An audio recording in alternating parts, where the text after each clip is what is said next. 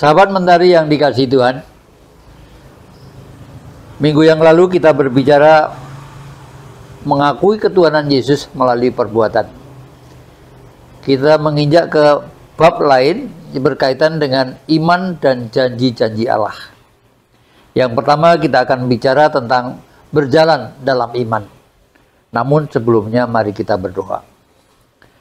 Bapa di surga, Bapa yang kami sembah dalam nama Tuhan Yesus, terpujilah namamu, Engkau memberikan kesehatan bagi kami untuk melakukan podcast pada hari ini. Bapa, urapi kami dengan roh untuk kami belajar firman-Mu, dan biarlah kiranya para pendengar diberkati untuk mengerti, memahami, dan menerapkan firman-Mu dalam kehidupan kami. Terpujilah namamu Bapa, kuduskan hati kami, dalam Yesus kami berdoa. Amin. Sahabat Mentari yang dikasihi Tuhan, kalau kita berbicara iman, apa sih definisi iman itu? Mari kita lihat kitab Ibrani, pasal yang ke-11, ayat yang pertama. Ibrani pasal 11 ayat yang pertama berkata demikian. Iman adalah dasar dari segala sesuatu yang diharapkan, dan bukti dari segala sesuatu yang tidak dilihat. Iman adalah dasar dari segala sesuatu yang diharapkan. Optimis kita bahwa kita beriman karena kita mempunyai pengharapan dalam kehidupan kita. Allah memperhatikan kepada kita bahwa Allah memikirkan untuk saudara dan saya. Aku tahu rancangan-rancangan dan pikiran-pikiranku terhadap engkau. Artinya Allah memperhatikan saudara dan saya. Oleh sebab itu, iman adalah dasar segala sesuatu yang kita harapkan. Apa yang kita harapkan dari Tuhan? Dan bukti segala sesuatu yang tidak dilihat. Kalau sudah terlihat, itu bukan iman. Kita percaya bahwa Tuhan memberkati kita. Kita percaya Allah melindungi kita. Ayat yang ke-6. Namun tanpa iman, tidak mungkin orang berkenan kepada Allah. Sebab siapa yang datang kepada Allah, ia harus percaya bahwa Allah ada dan bahwa Allah memberi upah kepada orang yang sungguh-sungguh mencari Dia. Keyakinan kita, kalau kita datang kepada Allah tanpa iman, tidak mungkin orang berkenan kepada Allah. Mengharapkan sesuatu dari Allah tanpa iman, tanpa percaya, tidak mungkin berkenan kepada Allah. Oleh sebab itu, bangunlah iman kita dengan sebaik-baiknya melalui persekutuan doa dan firman Allah bersama Tuhan dalam kehidupan kita sehari-hari. Yang dikasihi Tuhan, pada suatu hari sekelompok orang bertanya kepada Yesus. Mari kita lihat di dalam kitab Yohanes 6 ayat 29 tadi. Lalu kata mereka kepadanya, apakah yang harus kami perbuat supaya kami mengerjakan pekerjaan-pekerjaan yang dikehendaki Allah? Yesus menjawab, inilah pekerjaan yang dikehendaki Allah, yaitu hendaklah kamu percaya kepada Dia yang telah diutus oleh Allah. Siapa yang diutus oleh Allah? Yesus Kristus. Yesus Kristus siapa? Firman yang hidup. Tuhan dan Juru Selamat bagi umat manusia. Dan khusus kepada saudara saya yang percaya kepada Yesus sebagai Tuhan dan Juru Selamat, saudara dan saya diselamatkan, memiliki hidup kekal, tidak turun dihukum, berpindah dari maut ke dalam hidup, menikmati kerajaan Allah bersama Bapa di surga. Nah, oleh sebab itu, sahabat Mentari yang dikasihi Tuhan, marilah kita selalu percaya kepada Allah, karena Dialah yang mempunyai kehidupan bagi kehidupan kita ini. Bagaimana iman berperan pada awal kehidupan saudara setelah percaya? Keselamatan adalah anugerah. Ini janji Allah. Ya, di dalam Efesus pasal yang kedua, mari kita lihat Efesus pasal yang kedua, ayat yang ke-8 dan ke-9. Efesus pasal yang kedua ayat yang demikian bunyinya. Sebab karena anugerah kamu diselamatkan oleh iman. Sebab anugerah kamu diselamatkan oleh iman. Kasih karunia. Sebab karena kasih karunia kamu diselamatkan oleh iman. Itu bukan hasil usahamu, tetapi pemberian Allah. Keselamatan adalah bukan hasil manusia, bukan hasil usaha kita, bukan pekerjaan kita, tetapi real pemberian Allah, anugerah Allah, kasih karunia Allah. Sebab karena kasih karunia kamu diselamatkan oleh iman. Iman saudara dan saya menyelamatkan. Iman di dalam Yesus Kristus. Itu bukan hasil usahamu, tetapi pemberian Allah. Itu bukan hasil pekerjaanmu, supaya tidak ada orang yang memegahkan diri. Tidak ada alasan orang memegahkan diri diselamatkan karena karyanya, diselamatkan karena usahanya. Karena memang dinyatakan bahwa sebab karena kasih karunia kamu diselamatkan oleh iman di dalam Yesus Kristus. Sahabat mentari yang dikasihi Tuhan, awal kehidupan kita beriman adalah keselamatan yang kita terima. Keselamatan dari Allah. Itu bukan hasil usaha kita.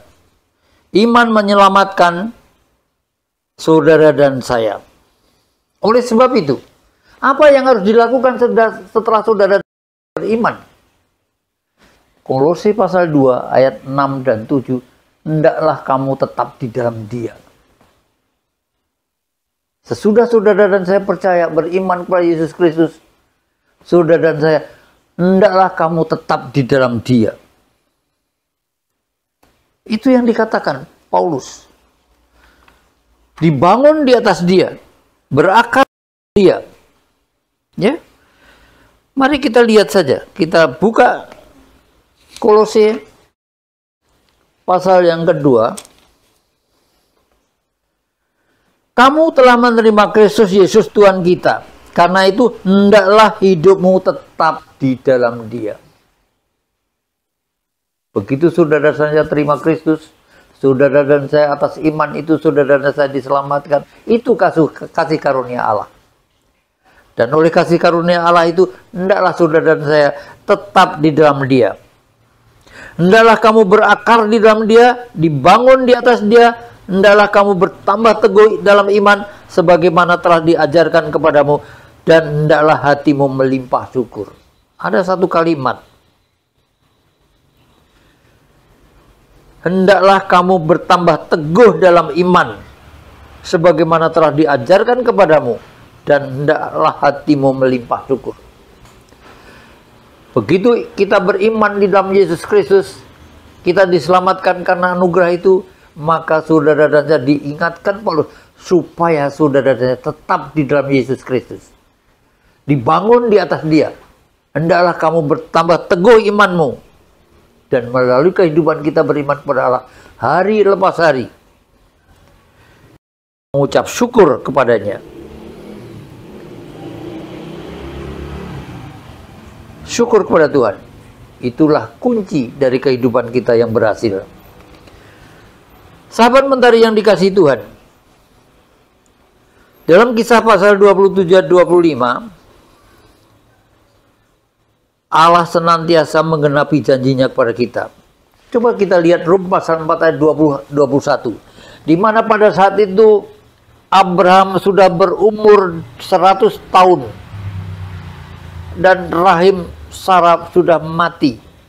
Tetapi Allah berkata, kamu akan menjadi bapa semua bangsa dan keturunanmu akan seperti debu tanpa terhitung. Dan Abraham tidak kehilangan kepercayaannya itu, tetapi makin semangat, makin bertambah teguh imannya karena dia yakin bahwa janji Allah tidak pernah gagal. Allah selalu melakukan apa yang dijanjikannya. Kembali ke Ibrani pasal 11 ayat 1 tadi. Iman adalah dasar dari harapan apa yang tidak kita lihat. Segala sesuatu yang tidak kita lihat, kita imani bahwa Yesus akan melaksanakannya.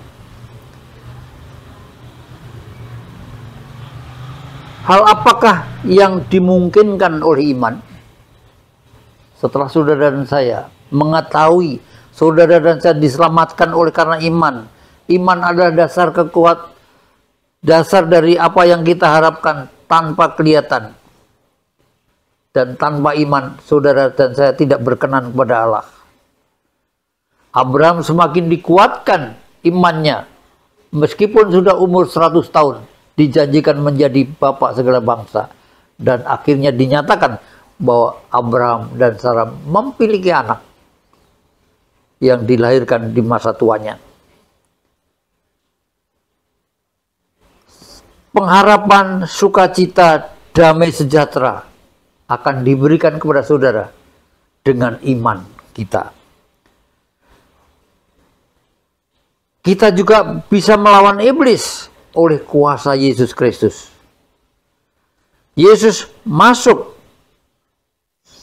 memberikan kesempatan kita menjadi jalan kita datang kepada Allah.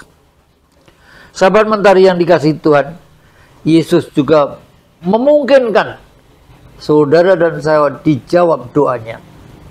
Oleh sebab itu Yesus berkata, sampai sekarang kamu belum meminta apapun dalam namaku, maka mintalah, kamu akan menerima supaya penuhlah sukacitamu. Itu tertulis dalam Yohanes 16 ayat 24. Sampai sekarang kamu belum meminta apapun dalam namaku, mintalah apa saja, kamu akan menerimanya supaya sukacitamu penuh.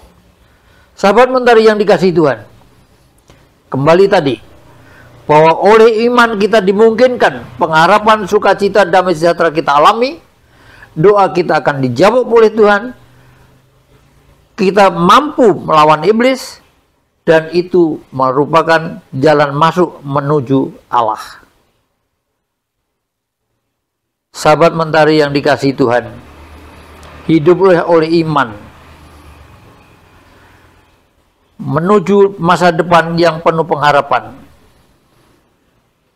Mari kita senantiasa berpegang pada janji Allah di dalam kita beriman. Jangan berpegang pada hati, perasaan, dan lain sebagainya. Apalagi bersandar pada akal pikiran kita. Tetapi sungguh-sungguh kita mengimani janji Allah. Seperti tadi, Yesus bilang, sampai sekarang kamu belum pernah meminta apapun dalam namaku. Mintalah, dan kamu akan menerimanya, supaya sukacitamu penuh. Janji Allah ini kita pegang, kita minta dalam nama Yesus, Allah akan memberikan. Itulah janji, kita pegang janji Allah, kita berjalan dengan iman. Allah memberkati saudara dan saya bagi pengalaman, waktu saya mau berangkat ke Banjarmasin tahun 1978, saya berpegang pada janji Allah. Di dalam Kejadian 28 ayat 15. Allah menyertai saudara, menyertai saya kemanapun saya pergi. Dan Allah akan memberkati dan melaksanakan apa yang dijanjikan. Dan itu terjadi sampai saat ini. Peganglah janji Allah di dalam kita beriman. Oleh sebab itu judul kita berjalan di dalam iman. Saudara dan saya akan diberkati oleh Tuhan. Amin. Mari kita berdoa. Bapa di surga, kami mengucap syukur untuk hari ini kami boleh belajar tentang bagaimana berjalan di dalam iman. Biarlah kami boleh selalu tetap di dalam Engkau, dibangun di atas Engkau, dan menjadi kuat dan teguh iman kami, dan senantiasa melalui kehidupan kami melimpah syukur. Terima kasih Bapa, terima kasih. Di dalam nama Tuhan Yesus kami berdoa untuk sahabat mentari, kiranya Tuhan berkati mereka, kesehatannya, usahanya, dan kehidupannya berkeluarga atau studinya.